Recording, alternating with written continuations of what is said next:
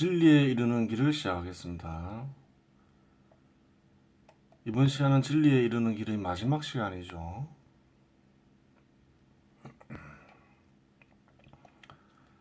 저번 시간에 마음에서의 하늘나라를 다루었죠.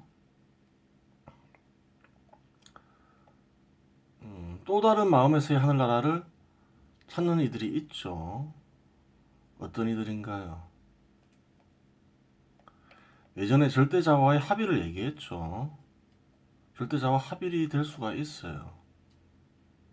완전한 합일이 되면 어떻게 되죠? 색깔로 얘기할 수 있는 거죠. 절대자와 같은 색깔이 돼버리는 거죠. 그래요. 살아있을 때 절대자와의 완전한 합의를 지속적으로 유지할 수가 있나요? 불가능하죠. 왜 그래요? 육체로부터 자극을 받기 때문에 그렇죠. 육체로부터 자극을 받으면 고통과 쾌락이 일어나죠. 고통과 쾌락이 일어나는 순간 바로 이 상태로 돌아오죠. 절대자와 분리가 되는 거죠. 그래서 절대자와의 완전한 합일이 불가능하다고 얘기할 수는 없겠죠. 하지만 완전한 합의를 이루더라도 육체를 지닌 이상 계속 유지할 수가 없는 거죠. 그래요.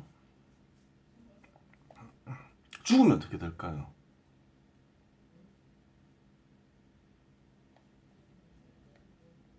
육체로부터 자극을 안 받게 되죠. 그럼 완전한 합의를 이루어지죠. 그래요. 완전한 합의란 건 뭔가요? 혼이 영처럼 되는 거죠. 그러면 어떻게 되나요? 혼이 영처럼 된 상태에서 절대자와 합의를 이루잖아요. 그럼 어떻게 되나요? 혼이 작용을 안 하죠. 그러면 자기의식이 안 생기겠죠. 그러면 영혼이 사라지는 거죠. 사라져요. 빗물과 바다는 구별이 되죠. 빗물이 바다에 떨어지면 어떻게 되나요? 더 이상 빗물과 바다는 구별이 안 되죠. 바다의 한 부분이 돼버리는 거죠. 그렇게 되는 거예요. 이 경우 하늘나라는 뭐가 되나요? 절대자가 되는 거죠. 절대자. 세상을 있게 하는 존재. 세상을 이루어지게 하는 존재. 그래요. 세상을 이루어지게 하는 존재와 완전한 합의를 이루면서 영혼은 사라지는 거예요. 그렇게 되는 거예요. 저번 시간에 언급한 하늘나라는 뭔가요?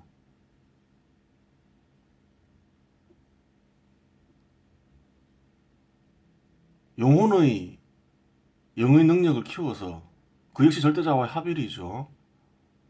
죽은 뒤에도 마음의 세상을 나타나게 하는 거죠. 구별되죠. 구별돼요. 이와 같은 경지를 추구하는 곳도 많죠. 왜 그래요? 영혼을 싫어하기 때문이죠. 영혼으로 남아있기 싫은 거예요. 그래요. 혼의 작용이 일어나서 자기의식을 지니는 것을 싫어하는 거죠. 자기의식을 지니고 살아가는 걸 싫어해요. 어떤 경우 그럴까요? 욕망을 악으로 보면 그렇죠. 욕망을 악으로 보면 그래요. 욕망이 싫은 거죠. 그래서 이러한 하늘나라를 추구하는 이들은 욕망을 억제하죠. 욕망을 억제해요.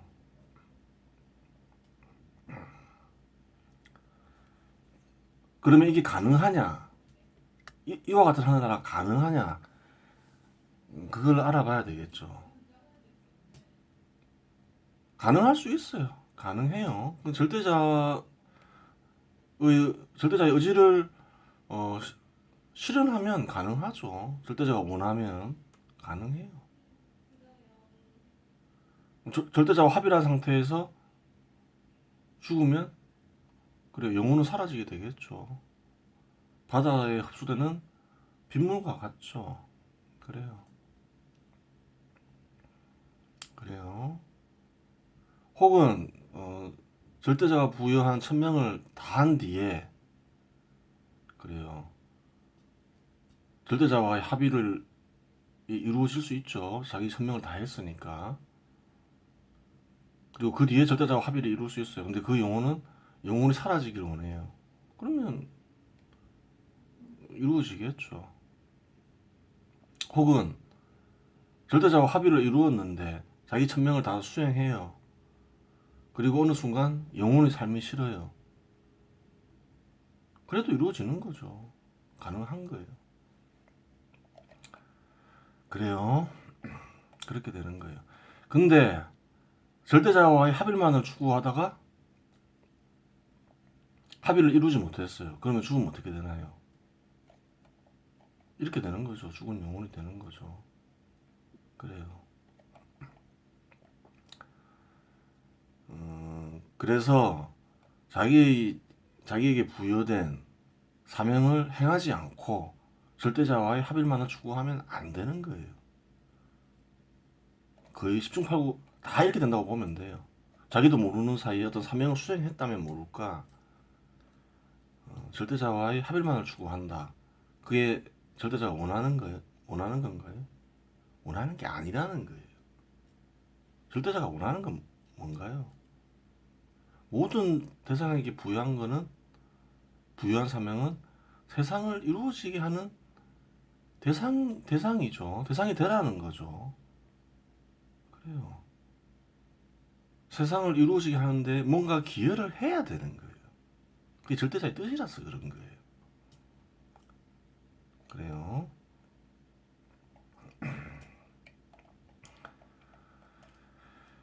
그럼 이제 정리를 해야 되겠죠. 진리에 이르는 길에서 마음과 신을 다루었죠. 왜 마음과 신을 다루었나요? 마음에 진리가 드러나기 때문이죠. 마음을 잘 알아야 되기 때문에 마음을 다루었죠. 신을 왜 다루었나요? 진리를 있게 하는 존재가 신이기 때문이죠. 섭리가 변해서 된 게 진리고 진리를 있게 한 존재는 신이죠. 신이 있는 곳에 진리가 있고 진리가 있는 곳에 신이 있죠. 신을 알아야지 진리에 이르는 길을 찾을 수가 있겠죠. 두 가지를 알아야 되는 거죠. 마음과 신. 그래요. 그래서 진리에 이르는 길에서 마음과 신을 집중적으로 다룬 거예요. 그래요. 진리에 이르는 길은 뭔가요? 진리에 이르는 길은 두 가지, 세 가지가 있나요? 그런 거 없다는 거예요. 한 가지밖에 없죠. 진리를 있게 한 존재, 절대자. 절대자와의 합일밖에 없는 거예요. 그래요. 절대자와의 합일 방법은 뭔가요? 혼의 작용을 그치고 순수 의지를 일으켜서 그렇죠. 생각하는 거죠. 생각하는 거. 그래요. 그럼 합일이 되겠죠. 합일이 되면 어떻게 되나요? 바르게 생각하게 되는 거죠. 바르게 생각하고 바르게 관찰하고 바르게 인식하는 거죠. 그게 뭐예요? 의식이 절대자의 상태와 같아지고 감정기관이 절대자와의 상태와 같아지고 그렇죠. 그렇게 되는 거예요. 신금이 절대자와의 상태가 같아지고 그와 같이 되는 거죠. 그래요.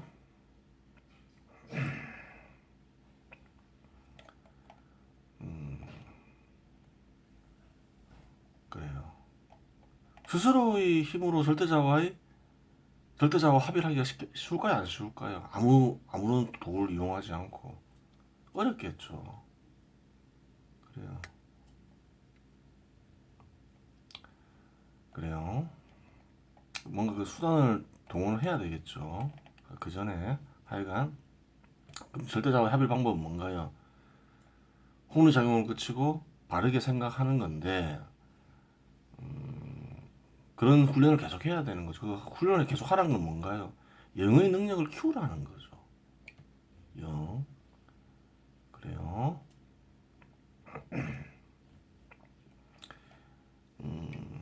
영의 능력을 키우는 데는 진리가 간직된 글을 이용하면 좋다 했죠.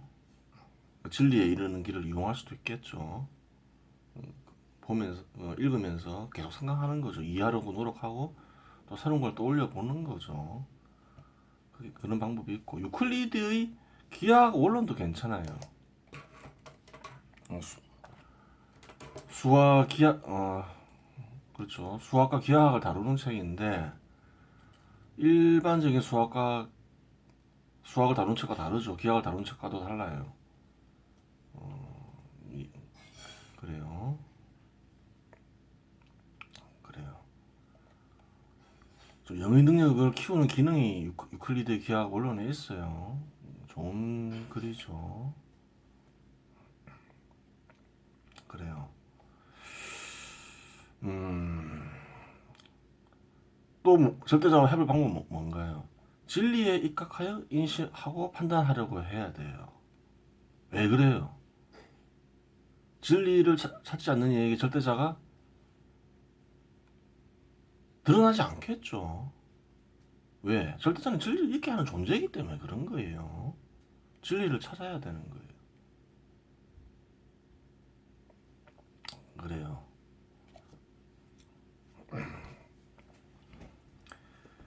자비와 사랑의 의지를 지니라고 얘기를 하죠. 또 마지막으로. 왜 그래요?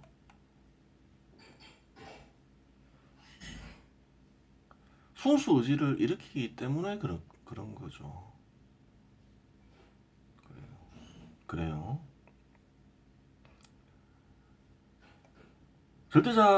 자비와 사랑 의지를 지니면 절대자의 뜻에 부합하기가 쉬워요. 왜 그렇죠? 절대자의 목적은 세상을 이루어지게 하는 거죠. 어떻게? 어떻게 그런가요? 섭리를 통해서 창조 활동을 통해서 세상을 이루어지게 하는 거죠. 섭리를 이용하여 창조 활동을 함으로써 세상을 이루어지게 하는 거예요. 그렇기 때문에 자비와 사랑의 의지를 지니면 순수 의지가 일어날 가능성이 크다는 거예요. 절대자와의 뜻과 부합하기 때문이에요. 근데 자비와 사랑의 의지만 지녀서는 안 되겠죠. 왜 그래요?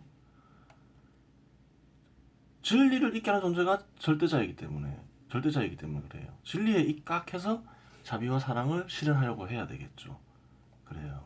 자비와 사랑의 의지만 있어서도 안 되는 거예요. 보통 자비와 사랑의 의지를 지닌 일을 어떻게 생각하나요? 의로운 사람이라고 많이 얘기를 하죠. 그럼 진리에 바탕하지 않고 자비와 사랑을 실현한 이가 의로운인가요? 그게 아니라는 거예요.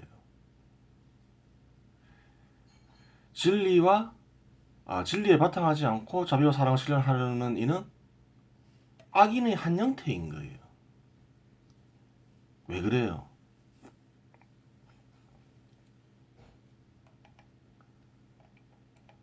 우선 진리에 입각하지 않으면 자비와 사랑을 실현할 수가 없어요. 예는 무수히 많죠. 예를 들어서 어떤 사람이 노동자들을 보고 불쌍하다고 생각할 수가 있어요. 진리에 입각하지 않으면 어떤가요? 이상한 일을 벌린다는 거예요. 노동자를 위해서는 자본가를 없애야 되는구나. 왜 그 사람은 노동자를 괴롭히는 이가 자본가라 생각하는 거죠. 그럼 자본가를 없애기 위해서는 시장을 없애야 되구나. 이런 결론에 이르죠. 그런 일을 벌이면서 자기가 의롭다 생각하는 거예요. 근데 그건 뭔가요? 악이라는 거죠. 왜 그래요? 자본이 사라지면 노동자들은 소득의 수단을 잃는 거죠. 그렇게 되는 거예요. 진리에 입각하지 않은 자비와 사랑의 실현은 뭔가요? 악의 한 형태인 거예요. 악의 다른 형태인 거예요. 대한민국에서도 마찬가지죠. 무주택자들을 보니까 다주택자들이 괴롭히는 것 같아요. 그래서 무주택자에 대해서 자비와 사랑의 의지를 가졌어요. 근데 진리에 입각하지 않았어요. 그러면 무주택자가 행복해지기 위해서는 다주택자를 없애야 되겠구나 이렇게 생각하기가 쉬운 거예요. 그럼 뭔가요? 다주택자를 말살시키려고 하면 어떻게 되나요? 무주택자에게 집을 공급하는 이가 다주택자인 거죠. 그럼 집을 공급할 수가 없게 되겠죠, 무주택자한테. 그럼 어떻게 되나요? 예전에 얘기했죠. 무주택자가 살기가 어려워지는 거예요. 집을 사기도 어려워지고 집 가격이 올라가면서 집이 공급이 잘 안 되니까 비참하게 되는 거예요. 그럼 뭐예요? 진리에 입각하지 않았기 때문에 그래요. 그 진리에 입각하지 않은 자비와 사랑의 실현은 의로운 게 아니라는 거예요. 악의 한 형태라는 거예요. 그렇게 되는 거예요. 그런 실현을 하려는 이들은 뭔가요? 이는 악인이 되는 거고, 그런 걸 실현하려는 집단은 악한 집단이 되는 거예요. 그렇게 되는 거예요. 그래요. 그래요. 진리를 드러나기 위해서는 수단들이 필요하죠. 진리가 간직된 글이 필요하겠죠. 그래요. 그래요. 진리가 간직된 글을 이해하려고 노력하고 또 그 글을 바탕으로 해서 새로운 것을 떠올려 보려고 노력을 계속 해야 되겠죠. 많은 노력이 필요한 거예요. 그러니까 진리를 드러나게 하려면 그래요. 많은 노력이 필요해요.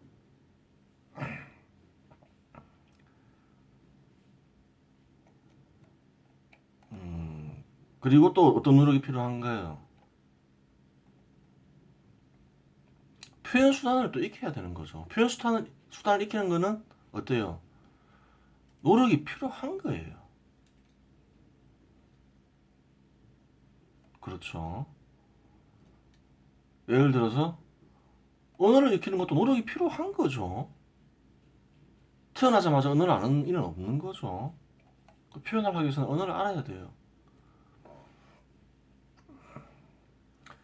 그리고 기하학과 수학 이런 것도 좀 알아야 되겠죠. 정확하게 표시하려면 수를 동원하지 않을 수 없는 거죠.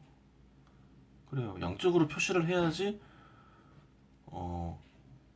아주 구체적으로 표시되는 거죠. 그런 면이 있어요. 그런 것들은 기본이겠죠. 기본이 되는 거예요. 그리고 뭐 그림으로 표시할 수 있으면 좋겠죠. 또 음악으로 표시할 수 있으면 좋은 거예요. 다 그 표현하는 수단들인 거죠. 음악, 그림 같은 것도 익히면 좋아요. 몸짓도 될 수 있겠죠. 춤도 될 수 있고 무술도 될 수 있고 그런 거예요. 근데 이런 것들은 좀 부차적인 거죠. 그래요. 언어나 뭐 수는 기본적으로 알아야 될 것이고 특히 진리가 간직된 글은 꼭 필요한 수단이겠죠. 그래요.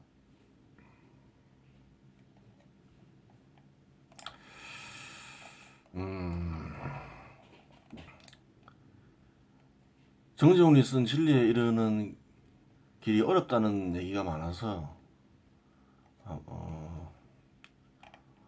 쭉 설명을 했어요. 좀 다른 방법을 동원했죠. 주로 그림을 많이 동원했죠.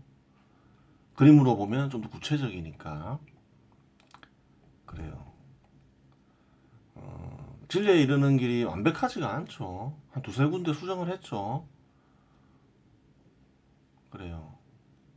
물론 표현이 잘못된 부분도 있죠. 표현을 좀 바꾼 부분은 큰 의미가 있는 건 아니고, 내용상 수정한 부분은 한 두세 군데 되는 거죠.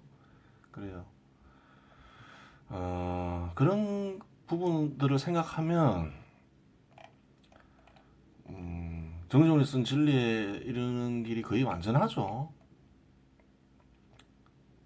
큰 문제가 있는 건 아니에요. 좀 구성을 바꾸면 더 좋아질 수는 있겠지만, 그래요. 뭐, 큰 문제가 있는 건 아니죠. 그래요.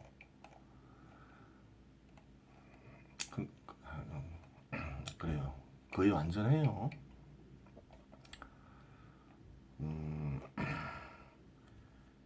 진리에 이르는 길은 하나밖에 없다 했죠. 수천 년 전에 진리에 이르는 길을 얘기한 이가 있었겠죠. 정재훈이 쓴 진리에 이르는 길에서 벗어나지 않는다는 거예요. 실제로 고대에 남아있는 글들은 어떤가요? 구체적으로 안 적혀 있죠. 그냥 간단하게 나와 있죠.